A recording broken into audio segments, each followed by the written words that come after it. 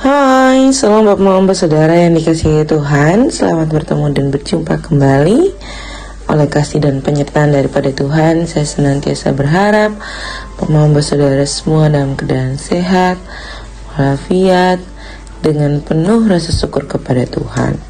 Pada hari ini kita akan membaca serta merenungkan firman Tuhan yang terambil dari kitab Injil Lukas pasal 4 ayat 16 hingga ayatnya yang ke-30. Sebelum membaca serta merenungkan firman Tuhan, saya mengundang kita menyatukan hati dan pikiran kita di dalam doa. Kita berdoa. Bapa di dalam surga, Bapa yang kami sembah lewat anak-Mu Yesus Kristus, terima kasih Tuhan untuk kasih setia dan penyertaan Tuhan. Di pagi yang indah ini kami boleh bangun dengan tubuh sehat dan nyaman.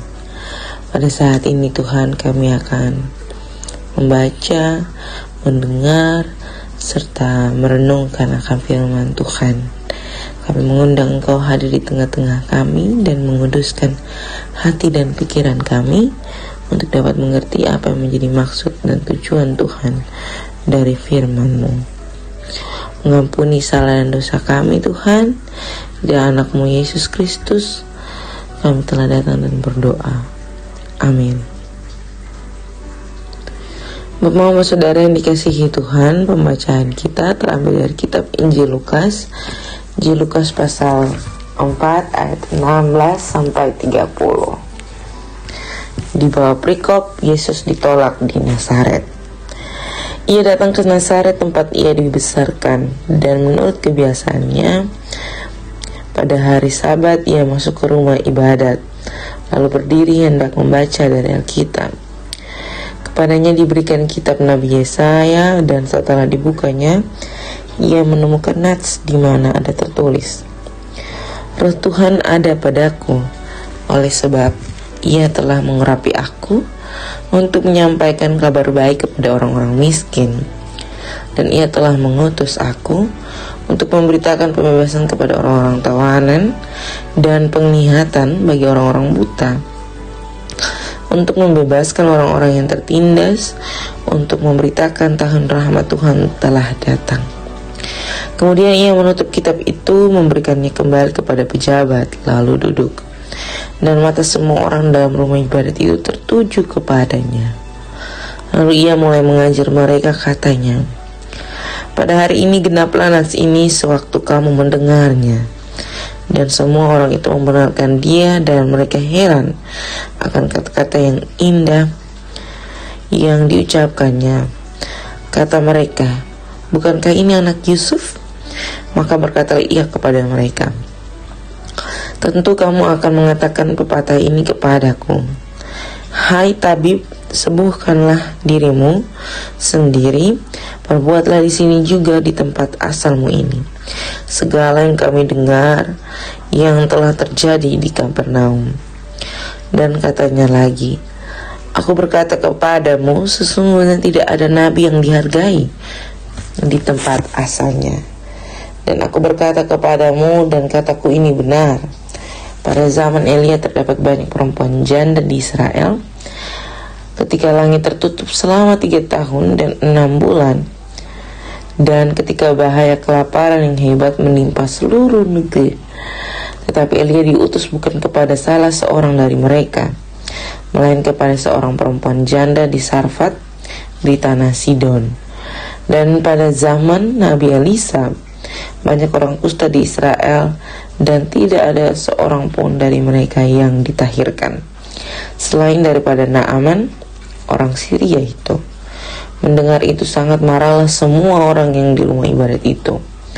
Mereka bangun lalu menghalau Yesus keluar kota dan membawa dia ke tebing gunung tempat kota itu terletak, untuk melemparkan dia dari tebing itu. Tetapi ia berjalan lewat dari tengah-tengah mereka lalu pergi. Demikian juga akan firman Tuhan yang dikatakan berbahagia adalah setiap kita yang tidak hanya membaca, mendengar, tetapi bersungguh-sungguh mau melakukan dalam kehidupan kita hari lepas hari. Shalom Bapak Saudara yang dikasihi Tuhan. Kita bertemu kembali di hari yang penuh rasa syukur ini dengan tuntunan tema, yakni budaya yang memulihkan. Bapak Saudara yang dikasihi Tuhan, berbicara tentang pemulihan terhadap budaya yang ada saat ini, berbicara tentang sesuatu yang membuat kotong sakit, kecewa, dan sebagainya. Tetapi berbicara tentang sakit penyakit ini, kotong tanpa sadar sebenarnya memiliki berbagai kondisi yang tidak mengenakan kotong pun diri. Kondisi yang paling gampang menurut saya untuk dapat dipulihkan adalah kondisi di mana kotong tahu di mana letak sakitnya itu. Tetapi akan menjadi sulit ketika kotong tidak mengetahui sakit yang tidak ada wujudnya itu. Seperti apakah sakit yang tidak ada wujudnya itu? Seperti sakit hati, sakit mental, dan sakit psikis. Bapak Saudara yang dikasihi Tuhan, kenapa di perenungan saat ini saya membukanya dengan membicarakan sakit penyakit yang tidak dapat disembuhkan jika kotong tidak menilik dengan baik? Karena di dalam pembacaan kita pada pagi hari ini, Yesus berada di Nazaret, di tempat asal Ia dibesarkan. Budaya yang dianut di sana adalah budaya yang terus berkembang, di mana mereka masih meremehkan akan kehadiran Yesus Kristus. Apa yang dialami Yesus Kristus ini adalah suatu pengalaman yang Tuhan sudah tahu. Tuhan sudah tahu bahwa Ia akan mengalami hal ini. Dan pengalaman ini juga akan dialami oleh seluruh nabi-nabi yang memberitakan firman Tuhan, tetapi berada atau memberitakannya di tempat asalnya, yakni mengalami penolakan yang hebat.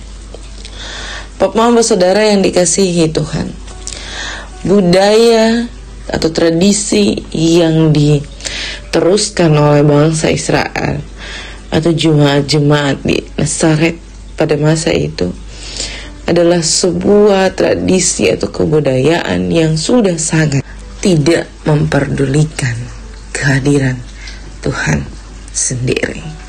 Mereka malahan bertentangan sampai merancangkan kejahatan bagi Yesus Kristus.